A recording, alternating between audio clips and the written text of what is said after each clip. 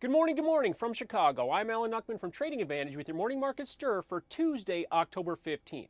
The relief rally continued yesterday. A big bounce after opening up sharply lower, came back and filled the gap and actually finished very positive yesterday. Even the S&P 1704 and a quarter, up 5 and a quarter, up 0.4%. Yesterday's high was 1706 and 3/4, the highest that the stock market and the S&P anyways has been since September 23rd, almost 3 full weeks. The Dow added 50 points, 15,225, and the Nasdaq tech shares new relative highs here, new decade plus highs, 32.55 yesterday, closed at 32.48 and a quarter, up 22 and 3/4 for a 0.6% gain. Other markets were somewhat quiet though. Looking at the dollar index, currencies were closed. Currencies and bonds didn't have an open outcry with Columbus Day holiday. The dollar index was down 14 at 80.31, tight range 80.48 to 80.20, and the euro currency only had a 54-point range and ended up finishing at 135.80.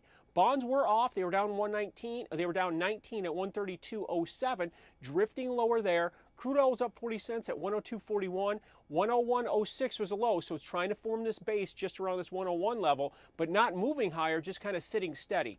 And gold was up $8 at 12.77 with the dollar being down. So after new decade highs in the Nasdaq yesterday and a big surge in the stock market over the last 3 days, where do things stand on this Tuesday morning to start a new trading day? Well, right now we're positive once again. We're ahead about 0.15% on the morning. 1706 and 3/4, and the E-mini S&P up 2.5. Dow futures are up 30, 15,255, and the Nasdaq continues to make new highs, up 8 at 32.56 and a quarter. The dollar's getting some firmness here, getting some positive action as there may be a resolution out of Washington here. 80.70 up 40 the dollar. That's pushing the euro currency down 134.87, down 93. And as we look at bonds, we're steady at 132.05. The yield on the 30-year Treasury has risen up to 3.76. The 10-year note's at 2.72 as bonds continue to drift lower, and you're not seeing flight to quality in bond buying with this nonsense over the last couple of weeks. Looking at crude, down 48 cents at 102, and gold, with that firm dollar, guess where we're at? We're down 22, new 3-month lows here at 12.55 in the gold market.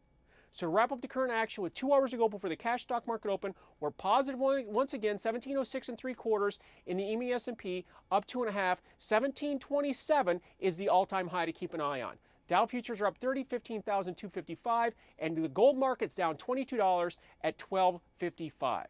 I will see you early Wednesday morning for the Morning Market Stir to set up your trading day. Alan Nuckman from Trading Advantage here at the CME Group, where it all comes back to commodities.